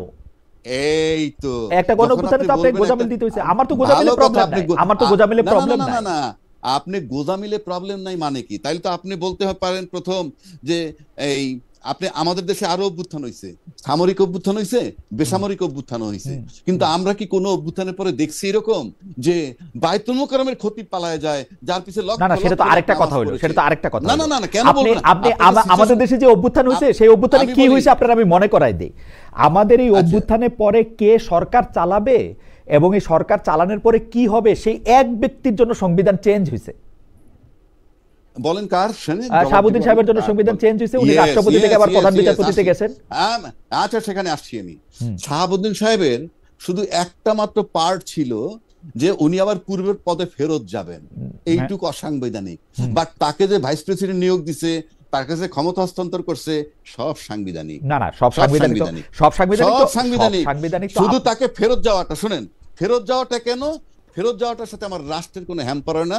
3 দলীয় রূপরেখা, সমস্ত রাজনীতির একত্রে, আচ্ছা ঠিক আছে, ওনাকে ফেরত দেওয়া যাবে। আমাদের দেশের আমি এবার এই সিচুয়েশন মিলাই, জনাব রাজ্জাকি সাহেব, আপনি দেখেন আমাদের প্রধানমন্ত্রী পালায়ে গেছে, সরকার প্রধান এখন কে হবে? সুপ্রিম কোর্টের থেকে জিনিসটা জানতে চাওয়া হয়েছে। সরকার প্রধান হবেন প্রধান উপদেষ্টা, তিনি প্রধানমন্ত্রীর দায়িত্ব পালন করবেন, তিনি হচ্ছেন অমুক লোক হবেন। এই একটু জায়গায় সংবিধানের ব্যত্যয় হয়েছে, এটা আবার পরে সংবিধানে ঠিক করেও নেওয়া যাবে। এটা এমন কিছু জিনিস না। নির্বাহীর দায়িত্ব পালন করবেন জি, প্রধানমন্ত্রী রাষ্ট্রের প্রধান নির্বাহীর দায়িত্ব পালন করবেন। হ্যাঁ, রাষ্ট্রের প্রধান নির্বাহী, পার্থক্য কি প্রধানমন্ত্রীর দায়িত্ব আর প্রধান নির্বাহীর দায়িত্ব? আপনি তাহলে আপনি ইউনূস সাহেবকে কি প্রধানমন্ত্রী বলতে চান কিনা? আমি প্রধান উপদেষ্টাই বলতে চাই, নামে কিছু আসে যায় না। উনি প্রধানমন্ত্রীর দায়িত্ব পালন করছেন। আপনি প্রধানমন্ত্রীর জায়গায় ঢুকাবেন কেমনে তাকে? ঢুকাইতেছি তো, উনি আপনি সরকার প্রধান, আপনি রিভলভারের বক্সে পিস্তল ঢুকাবেন কেমনে? না না, তো আপনার সাথে তো আমি আইনি কূটতর্কে আমি যাব না, কিন্তু আপনি আমাকে এই কথা বলেন, দিস ইজ নট কূটতর্ক। আপনি আমাকে বলেন, আমি তো একটা সরল প্রশ্ন করছি যে সরকার প্রধান হিসাবে ডক্টর ইউনূস সাহেবের ক্ষমতা কোন প্রধানমন্ত্রী থেকে কম কিনা? প্রধানমন্ত্রী কোন প্রধানমন্ত্রী? কোন প্রধানমন্ত্রী, বাংলাদেশে যত প্রধানমন্ত্রী হয়েছে তাদের কারো থেকে কম কিনা? আপনি না না না না না না, আপনি অন্য প্রধানমন্ত্রী টানবো কেন? এটা বায়বীয় বিষয় না। আপনি যখন তুলনা করেন আপনি তো একটা, হ্যাঁ, সরকারের প্রধান নির্বাহী, প্রধানমন্ত্রীও সরকারের প্রধান নির্বাহী। সরকার প্রধানমন্ত্রী নির্বাচিত সরকার প্রধান, আর ইউনূস সাহেব হইলেন 106 ধারার বিধান মোতাবেক, জনগণের ম্যান্ডেট মোতাবেক প্রধান নির্বাহী সরকারের, অন্তর্বর্তীকালীন সরকারের প্রধান। আমি অবশ্য আচ্ছা, আমার নাম রাজ্জাকি, আমার নাম মহিউদ্দিন বললে কাজ হবে? না না, সেইটা তো নামের ক্ষেত্রে ঠিকই আছে, মানুষের ক্ষেত্রে ঠিকই আছে, কিন্তু সরকার আপনি একজনকে বলবেন সে হচ্ছে প্রধান নির্বাহী। আমি তো বুঝি আমি বলি সরকার প্রধান হিসাবে উনি কি পারেন না, যেটা মানে প্রধানমন্ত্রী হইলে তিনি পারতেন? আপনি বলেন তো কি পারেন না ডক্টর ইউনূস সাহেব?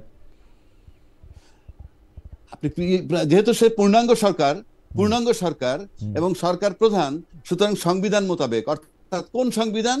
অন্তর্বর্তীকালীন সরকারের প্রধান, অন্তর্বর্তীকালীন সরকারের সংবিধান মোতাবেক উনি ওনার মতো সব পারেন, যে কারণে উনি 26 ফেব্রুয়ারিতে নির্বাচন নিতে পারছেন এবং সবাই মেনে নিতে বাধ্য হয়েছে।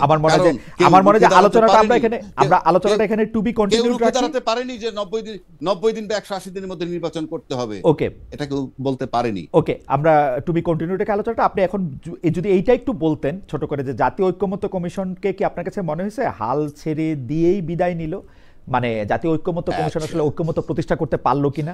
জাতীয় ঐক্যমত্য কমিশন যেটুকু করেছে আমি দেখেছি, সেখানে বলা হয়েছে এরকম যে ফাইনের যেদিন স্বাক্ষর হলো, স্বাক্ষরের পর আমরা এটাও শুনেছি যে সরকার প্রতারণা করেছে কোনো রাজনৈতিক দলের সাথে, এ কথাও শুনেছি। আবার ঐক্যমত্য কমিশন নোট অফ ডিসেন্ট সহ সমস্ত একটা মতামত দিয়ে গেছে সরকারের কাছে। মিন্স ঐক্যমত্য কমিশনের প্রধান যে একই ব্যক্তি, ঐক্যমত্য কমিশনের প্রধানও এবং আবার রাষ্ট্রের সরকারের প্রধান নির্বাহী। সুতরাং এইটা যখন তার কাছে দিয়ে দিচ্ছে, তখন ঐক্যমত্য কমিশনের দায়িত্ব শেষ হয়ে গেছে। তারপরে তারা চলে গেছে, এখন কি দায়িত্ব শেষ করে চলে গেছে, না ঘুরতে গেছে, না আবার আসবে, সেটা তাদের ব্যাপার, কিন্তু তাদের দায়িত্ব শেষ করেছে। এখন আসেন, দায়িত্ব শেষ করার পর যখন একটা প্রশ্ন আসলো যে নোট অফ ডিসেন্ট যেগুলো ছিল এগুলা পরে ছিল না, এই যে তাকে প্রতারণা বলা হয়েছে, সরকারকে বলুক, এটা তারা বলতে পারে, কিন্তু এখানে একটা প্রশ্ন আছে। ঐক্যমত্য কমিশনরে যখন প্রতারক বলা হইলো, সরকারকে প্রতারক বলা হইলো, তখন কি করবে সে? তখন সরকার দুইটা অপশন বেছে নিল। দুইটা অপশন মানে কি? যে আমি তাহলে আপনাদেরকে আরেকটা সুযোগ দিচ্ছি, আপনার কেউ কেউ বলছে এটাকে আলটিমেটাম, আলটিমেটাম যদি ধরে সেটা তাদের, এই যে ধরার ব্যাপারটা যার যার, উনি বলছেন আপনার একটা সিদ্ধান্ত দেন, না দিলে ফাইনালি সরকার সিদ্ধান্ত দিবে। এখন পাশাপাশি আমার আরেকটা প্রশ্ন হচ্ছে যে আমরা যখন রাজনৈতিক বড় দলগুলো যখন সব কথা তোলে যে সরকার প্রতারণা করছে তাদের সাথে, এই খোলা আকাশের নিচে 18 কোটি লোকের প্রেজেন্সে সোশ্যাল মিডিয়ায় দেখেছে প্রতারণা করেছে, তো যে সরকার প্রতারণা করে সেই সরকারের অধীনে নির্বাচনে গেলে সে যে নির্বাচনের ভিতরে প্রতারণা করবে না তার কি নিশ্চয়তা আছে? তো আমার সাথে যখন ওপেন প্রতারণা করলো তখন আমি মনে করি প্রতারক সরকারের অধীনে নির্বাচনেই তো যাওয়া উচিত না। মানে আর কি অপশন আছে যে এখন নির্বাচনে না গেলে প্রতারক সরকারের অধীনে কি নির্বাচন না গিয়া অপশন আছে সেটা তো অন্য কথা। প্রতারক সরকারকে কোন আরো 2 বছর থাকতে দেওয়া উচিত, তাই না? আমি একদিনও না, সরাই দিতে হবে তাকে। সরাই দিয়ে আপনি সরকার কই পাবেন? সবই তো সব। তাইলে আমাদের দায়িত্ব কি ছিল? 7টা মাস যখন আমরা একে একে বসলাম, 100% ব্যর্থ সরকার, এনজিও সরকার, তাকে যে কোনো কাজে লাগবে না, আমাদের ব্যর্থ। কিন্তু আমরা কি ঐক্যমত্যে যেতে পেরেছিলাম? না, আমাদের কাছে সরকার ব্যর্থ হইতে পারে, কিন্তু সেইটাই আমাদের কাছে বেস্ট চয়েস ছিল আসলে সেই মুহূর্তে। আমাদের কোনো উপায় ছিল না, কারণ হচ্ছে যে একটা দেশের সরকার পালায় গেছে, আমাদের কোনো উপায় ছিল না। ডক্টর ইউনূস আমাদের একমাত্র উপায়। ইয়েস, এই সরকার যে আমাদের কাছে বেস্ট অপশন ছিল, এবং এই সরকার যে একেবারেই গ্রহণযোগ্য নয়, এই দুইটার মেয়াদ কখন বুঝলাম আমাদের বেস্ট অপশন? কখন বুঝলাম যে এটা আমাদের বেস্ট অপশন, এবং কখন বুঝলাম এই সরকার আমাদের কিন্তু অযোগ্য? আমরা মনে করছি এই সরকার আমাদের বেস্ট অপশন ছিল, পাশাপাশি আমরা এও মনে করছি এই সরকারকে ইলেকশন দিতে হবে, এবং এই সরকার ইলেকশন দিতে সময় নিজে ইলেকশনে দাঁড়াবে না, এটুকুই আমাদের চাওয়া ছিল। কারণ শেখ হাসিনা গত কয়েক বছর ইলেকশন করছে, নিজে ইলেকশনে দাঁড়ায়, তার জন্য ইলেকশন সুষ্ঠু হয় নাই। আমরা এরকম একটা সরকার চাইছিলাম যে নিজে ইলেকশনে দাঁড়াবে না, দাঁড়ায় একটা ইলেকশন দিবে। আমরা বিভিন্ন রকম ওকালতি পেঁচে পড়ছি, আজকে এইটা কালকে সেইটা, ইলেকশন বারবার পিছায় গেছে, এটা আমরা চাই নাই। এই হচ্ছে সহজ হিসাব। এটা এটা পড়লো কিভাবে? আচ্ছা, আপনি যদি মহিউদ্দিন ভাই প্রতারিত হন আমার কাছ থেকে, হ্যাঁ, না আমি প্রতারিত শব্দটা ইউজ করব না, আমি বলবো যে অযোগ্যতা, অসমানতা। হ্যাঁ, আমি তারেক সাহেবের কাছে আসবো। জি, হ্যাঁ, আমরা বলি, তারেক যদি আমার কাছে প্রতারিত হয়, কথার কথা বলছি, প্রতারিত হইলে এটা কি তার কোয়ালিটি যে আমাকে প্রতারণা করছে রাজ্জাকি সাহেব, নাকি ডিসকোয়ালিফিকেশন? আপনি বুঝতে পারবেন না কেন যে আপনার সাথে প্রতারিত হচ্ছে? না, আমি বুঝতে পারি নাই তা কিন্তু না, মানে আমি প্রতারিত হইলে আমি বুঝতে পারতাম, কিন্তু প্রতারণা শব্দটা আপনি ব্যবহার করতেছেন, আমি ব্যবহার করতেছি না। তারেক সাহেব কি ব্যবহার করতেছে, তারেক সাহেব কি করতেছে সেটা তারেক সাহেবের কাছে একটু জানি। জনাব তারেক, আপনি এই তারেক সাহেবকে আমি বলছি। হ্যাঁ জি, জনাব তারেকের কাছে একটু শুনি। জনাব তারেক এখানে বলতে চাইতেছিলেন, জনাব তারেক আপনি বলেন। জি জি জি, আমরা দেখেন, আমরা তো ভোটাধিকারের জন্য লড়াই করেছি শেখ হাসিনার সময়ে, যে আমাদের এটা হচ্ছে না।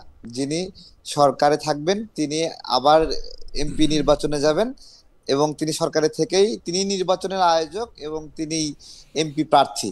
এটাই তো সমস্যা ছিল। তো এই কাজটা তো এই সরকারও করছে, তারা নিজেরাই এমপি হওয়ার জন্য খায়েশ জ্ঞাপন করছে। এবং এখানে বিএনপি করছে না তো জনাব তারেক, আপনি খায়েশ জ্ঞাপন করছে না তো? না, ওনারা পদত্যাগ করে নির্বাচন করবেন। আমরা তো শেখ হাসিনাকে, যেমন আমার মনে আছে, আমি শেখ হাসিনাকে বলছিলাম যে আপনি চেয়ারটা ছাইরে নির্বাচন করেন, দরকার হলে শেখ রেহানাকে প্রধান নির্বাচন কমিশনার বানান। ওইটা উনি করেন নাই, কিন্তু প্রধানমন্ত্রী থেকে ইলেকশন করছে। কিন্তু আপনি মনে করে থাকেন, একটু বলি জি না, দেখুন, আপনার এই সরকার গঠিত হওয়ার সময় বিএনপি করা একটা লোক কেন এই সরকারে অংশ হয়নি, বা জামাত করা একটা লোক সরাসরি এই সরকারে কেন পার্ট হয়নি? ঠিক একইভাবে যারা এই যে ছাত্র উপদেষ্টারা আছে, আপনি বলতে পারেন জুলাই গণঅভ্যুত্থানের কারণে তাদেরকে এখানে সুযোগ দিতে হবে, কিন্তু তারা তো ওই ধরনের একটা কমিটমেন্টেই ছিল। বা আমাদের কোনো ইন্টারিম গভর্নমেন্ট, তত্ত্বাবধায়ক সরকার, তারা কি কোনো উপদেষ্টা কখনো নির্বাচন করতে চেয়েছে? বা এখানে ধরেন আসিফ মাহমুদের ক্ষেত্রে আপনি মেনে নিচ্ছেন, নাহিদের ক্ষেত্রে মেনে নিচ্ছেন, অথবা বিএনপি জুলাই স্পিরিটকে ধারণ করার জন্য বলতে চান না, ছেলে 2-3টা নির্বাচন করবে, করুক, বাট এটা তো একটা নীতি বহির্ভূত কাজ।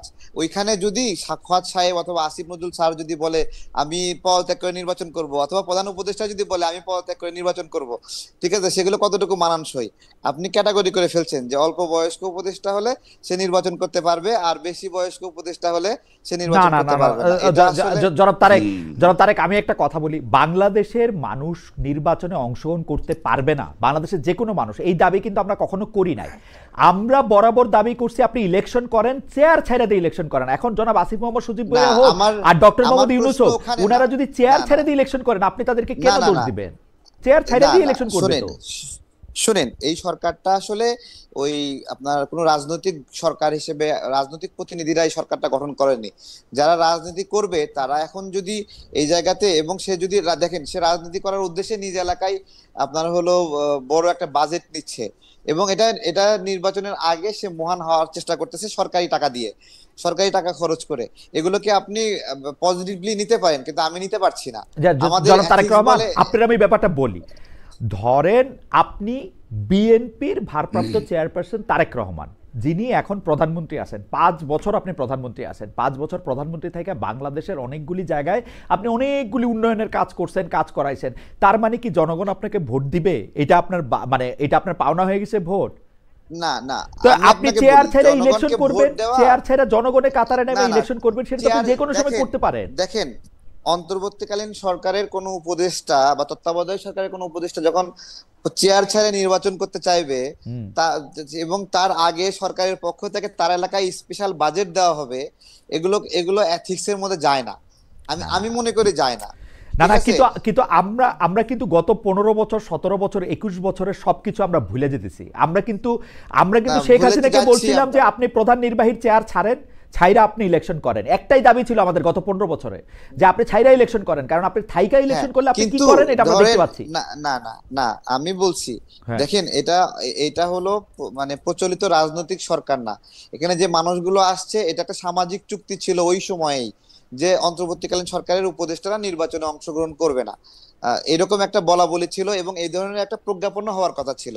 কিন্তু এটা তাদের মধ্যে বিরোধিতার কারণে এই প্রজ্ঞাপনটা আর হয়নি, যে এই অন্তর্বর্তীকালীন আমার মনে সরকার হয় যে কি নীতিমালায় জনাব চলবে। তারেক, আমরা যে বিষয়টা নিয়ে তর্ক করতেছি, আমার মনে হয় আপনি ঠান্ডা মাথায় ভাইবা দেখবেন, অন্তর্বর্তীকালীন সরকারের উপদেষ্টারা জি জি। নির্বাচনে অংশগ্রহণ করবে না আসলে। জনাব আসিফ মোহাম্মদ সজীব ভুঁইয়া যেই মুহূর্তে পদত্যাগ করবেন, তিনি আর অন্তর্বর্তী সরকারের উপদেষ্টা থাকবেন না আসলে।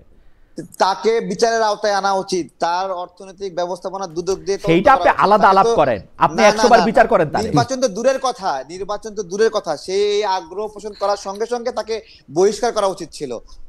এবং সে কেন এই আগ্রহ পোষণ করছে, এবং এই আগ্রহের কারণে সে কত টাকা দুর্নীতি করেছে এই প্রস্তুতি না না, নেওয়ার জন্য, সেই সেইটা বিষয়ে তদন্ত হওয়া উচিত ছিল। আপনিও একটা প্রাইভেট পার্সন হিসেবে আপনি তার বিরুদ্ধে যদি আপনার কোনো ক্ষোভ থাকে, লুকাস স্ট্যান্ডাই থাকে, আপনি রাজ্জাক সাহেবকে সঙ্গে না, নিয়ে লুকাস রাজ্জাক, স্ট্যান্ড না, এটা কোনো সুযোগ নাই। আপনার কোনো লুকাস এখন স্ট্যান্ড নাই, এখন এই উনি চুরি ধরেন, করবে, কেউ এটার মধ্যে ইয়া হবে আমি না। স্রেফ বলছি, এখন এখন হয়তোবা তারা বিএনপির সঙ্গে যাবে, আমাদের সাথে বিএনপির বন্ধুত্ব আছে, থাকলেও আমরা এটা বিরোধিতা করব।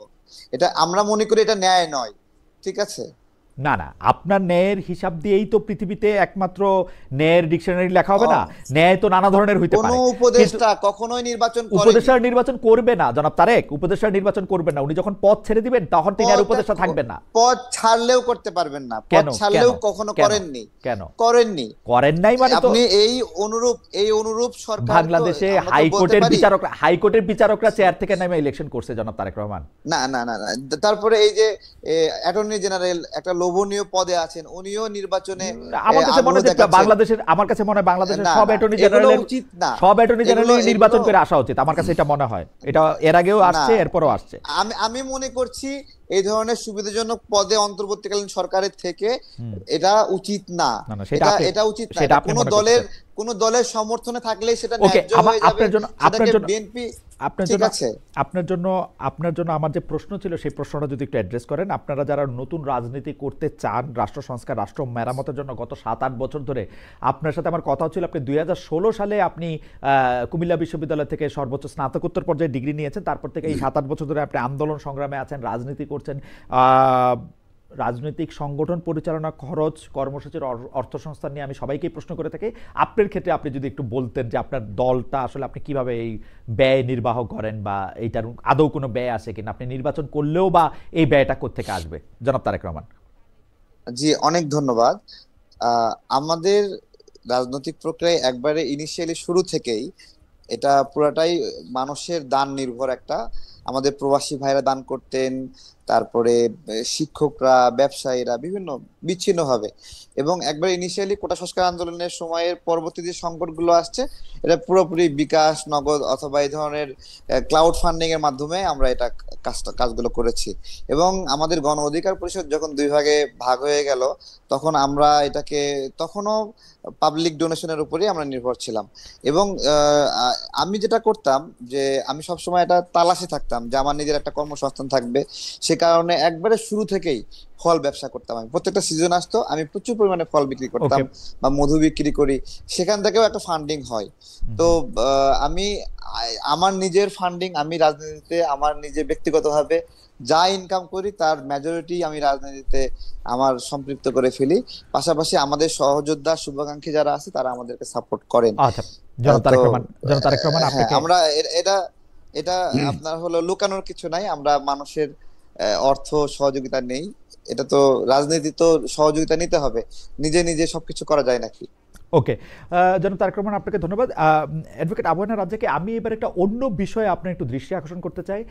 এখন একটা কথা খুবই প্রচলিত আছে যে পরবর্তী বাংলাদেশের পরিচালনা, এটা রাষ্ট্রের পরিচালনা হোক, এটা সামাজিক নর্মসগুলি ঠিক করে দেওয়া হোক, সেইটার ক্ষেত্রে আসলে কোনো পরিবর্তন আসবে কিনা। এই ক্ষেত্রে আমি উল্লেখ করতে চাই যে জামায়াতের শীর্ষ নেতারা আমাদের মেয়েদের, নারীদের যারা কাজ করতেছেন তাদের কাজের সময় কমানো, তারা ঘরে বেশি থাকলেই রাষ্ট্র বেশি তার পাশে দাঁড়াবে বলে বলছেন।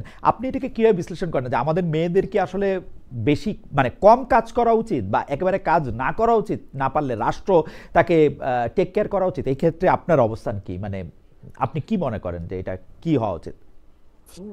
ধন্যবাদ খালেদ ভাই, এর মধ্যে শেষ পার্ট। জি আমি এই বিষয়টা আজকে এক জায়গায় আলাপ করেছি, জি। সেটা হলো এই যে আপনি নারীর 5 ঘন্টা ডিউটি কমায়ে দিবেন।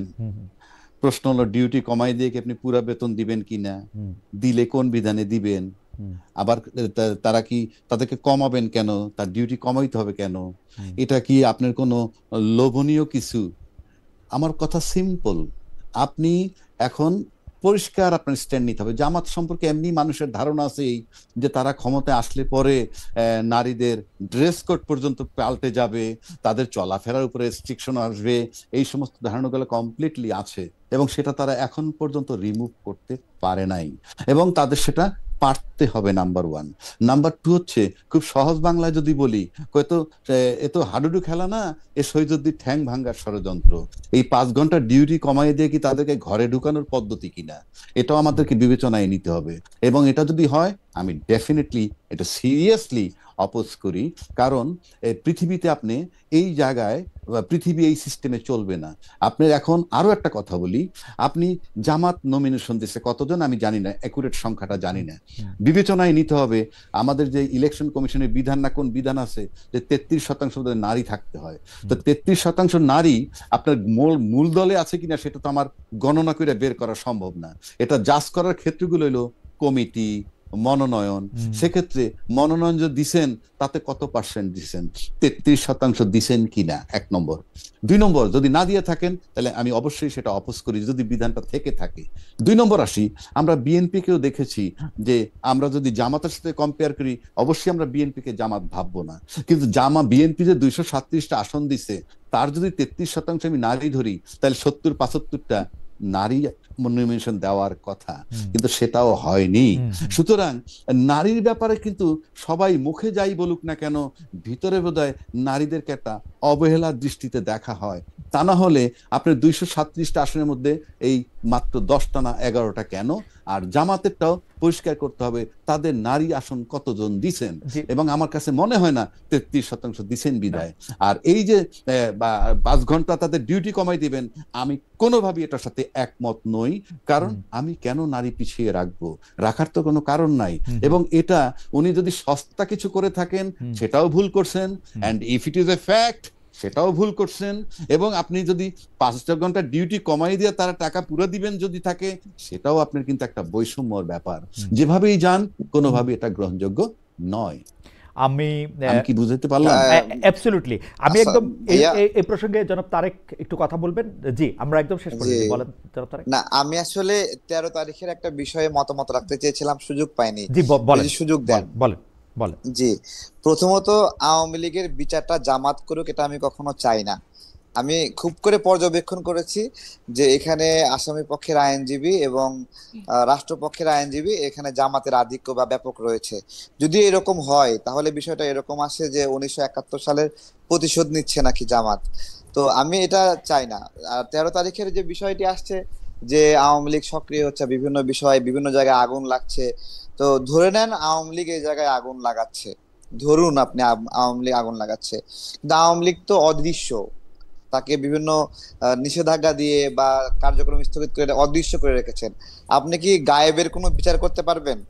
আর আওয়ামী লীগ আপনার হলো যদি এইভাবে গায়েব হয়ে থাকে, তাহলে সেটাকে মোকাবেলা করবেন। ধরেন বিমানবন্দরে যে আগুন লাগছে, সে আগুন যে লাগলো, ধরুন আওয়ামী লীগ আগুন দিছে, বিনিময়ে কি 20টি আওয়ামী লীগ নেতার বাড়িতে আপনি আগুন দিয়েছেন? তো এই যে একটা রাজনৈতিক বোঝাপড়া, আমি মনে করি রাজনীতি একটা হলো সামাজিক চুক্তি, যে সামাজিক চুক্তির মধ্য দিয়ে যে পরাজিত হয় তার প্রতিও একটা আপনার হলো ব্যবস্থাপনা থাকে, যে তার প্রতি কি আচরণ করা হবে। বাংলাদেশে রাজনৈতিক দলগুলো এত আমি আলোচনা বুঝতে পেরেছি করেছে, কিন্তু জনাব তারেক রহমান, আপনার ইয়েটা আমি বুঝতে পেরেছি। আমি একটু জনাব রাজ্জাকী সাহেবের কাছে জানতে চাই। জনাব রাজ্জাকী সাহেব, জনাব তারেক রহমান যে অভিযোগটি করতেছেন, সেই অভিযোগটির প্রেক্ষিতে আপনি কোনো মন্তব্য করবেন কিনা? যদি 1-2 লাইনে মন্তব্য করতেন যে উনি চান না যে আওয়ামী লীগের বিচার জামায়াত করুক, এটা নিয়ে আপনার কোনো মন্তব্য আছে কিনা? ট্রাইব্যুনালে অনেক জামাতের লোকজন আপনি বলেন তো খালেদ ভাই, আওয়ামী লীগের বিচার কি জামাত করছে? আমি আমি আমি এই মন্তব্য করি নাই, এটা জনাব তারেক রহমান নো করছেন। নো নো নো আপনি নো আপনি নো আপনি না, এটা আমি বলুন। আমি আপনার কাছে জানতে না, চাই আমি তো আওয়ামী তাজুল লীগের ইসলাম বিচার সাহেবকে জামাত। চিনি, আমি তাজুল ইসলাম সাহেবকে চিনি, যিনি মানে এইটার প্রধান। তিনি তো এবি পার্টি করতেন। এবি পার্টি প্র্যাকটিক্যালি উনারা যেটা দাবি করেন সেটা হচ্ছে জামায়াতের এন্টিথিসিস অনেক জায়গা থেকেই। আমি জানি না বাকি না, জানে। তাজুল ইসলাম তো ওই আপনার হলো যুদ্ধাপরাধী মামলার আসামি পক্ষের আইনজীবী ছিলেন, তিনি আবার রাষ্ট্রীয় পক্ষের না, আইনজীবী হয়ে গেলেন। এটা একটা আমি fact আমি একটু বদলে গেল না। আপনার কেসটা বুঝতে পারছি। আমি একটু জনাব অ্যাডভোকেট রাজ্জাকির মন্তব্য আমি একটু শুনতে চাইতেছিলাম, যে এটা আপনি না উনার না, আমি তো মন্তব্যের আপনার প্রেক্ষিতে কাছে বলেন। জানতে চাইছি, আপনি কি আদালত বিচার করছে? আপনি আদালত বিচার করছে, জামাত বিচার করছে, এই কথাটা কেন আসলো? না, সেইটা মানে হয়তো বিচারকরা তারেক সাহেব জামাত যেটা বুঝাতে পারতেছেন যে হ্যাঁ, না, বিচারকরা জামাতপন্থী। আমি তো জি আমি তো অ্যাবসলিউট টার্মে বলতেই পারবো না। জি তারেক সাহেব তো অ্যাবসলিউট টার্মে বললেন জি যে জামাত বিচার করতেছে। আমি সেটাই প্রশ্ন করতেছি, তিনজন বিচারক ফাইনালি কিন্তু কলমের খোঁচাটা দিবেন বিচারক, তারা কি জামাত?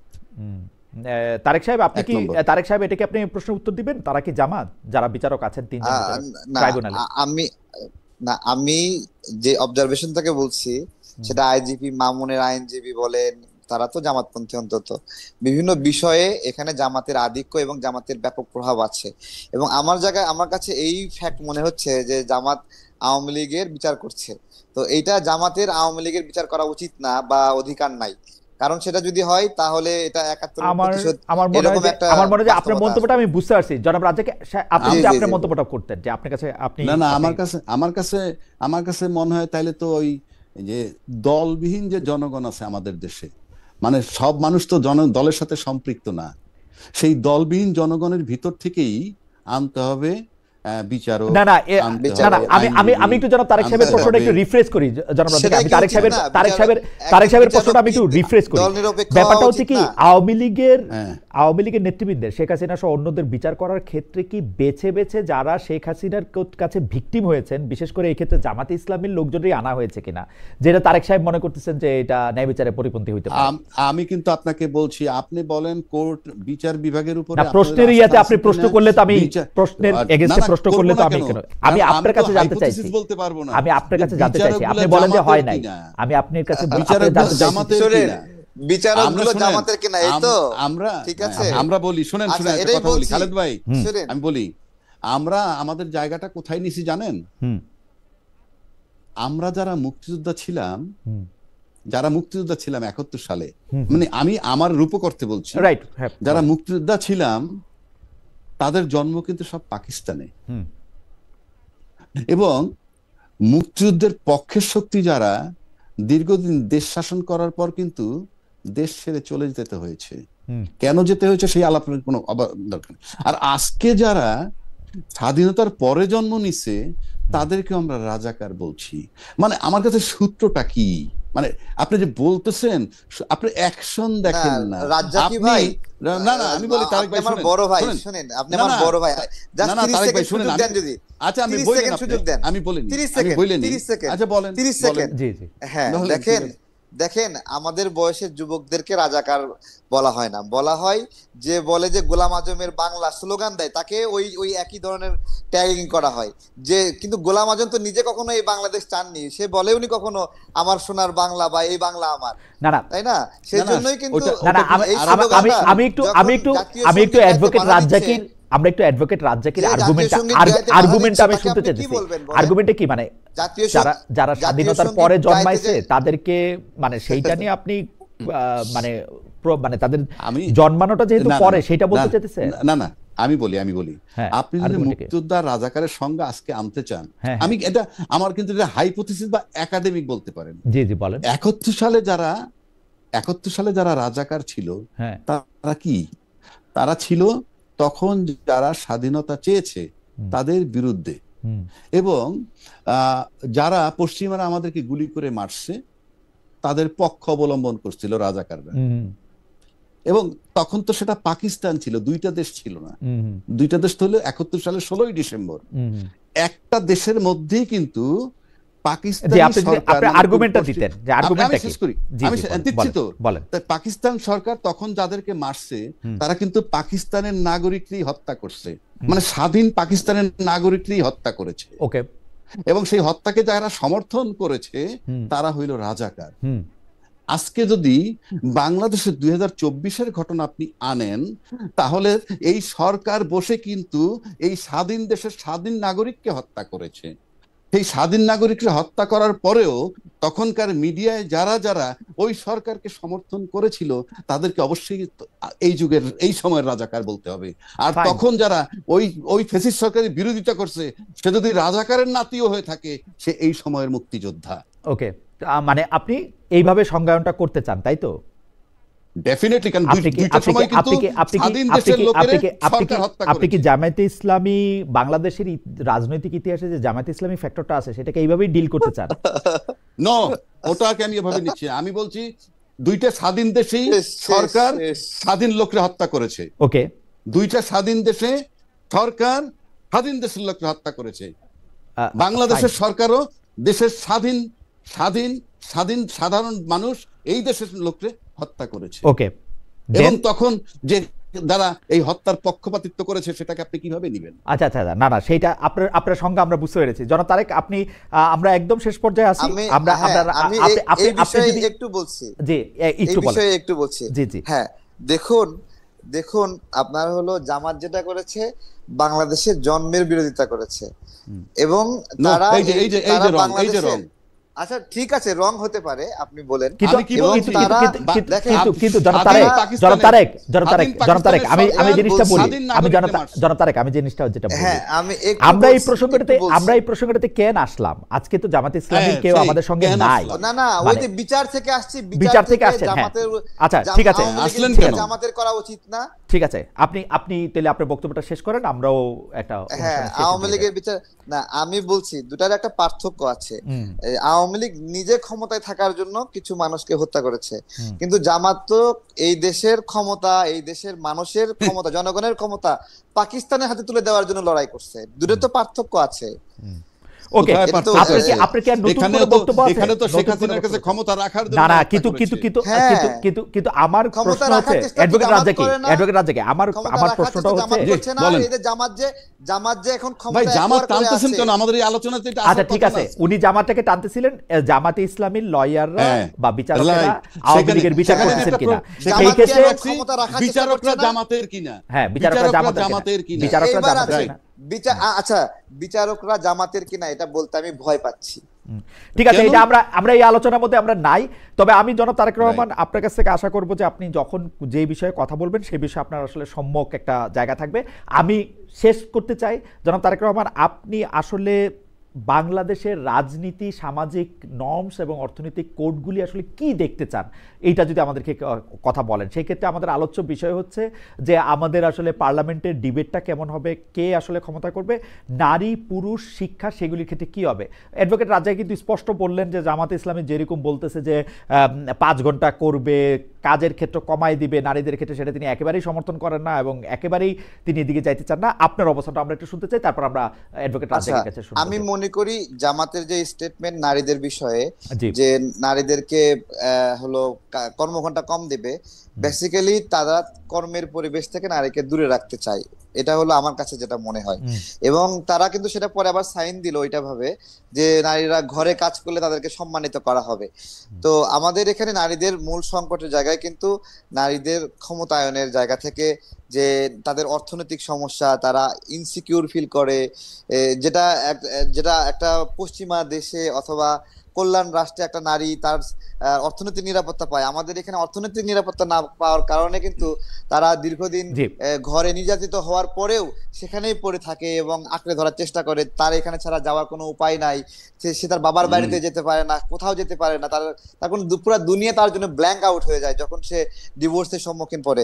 সে জায়গা থেকে নারীদের অর্থনীতিটা যদি প্রসারিত না হয়, তাহলে একটা মানুষ হিসেবে যদি নারীকে নারী হিসেবে না দেখে একটা মানুষ হিসেবে দেখি, তাহলে তারও তো সেই জায়গায় বাঁচার জন্য একটা সুযোগ থাকা দরকার।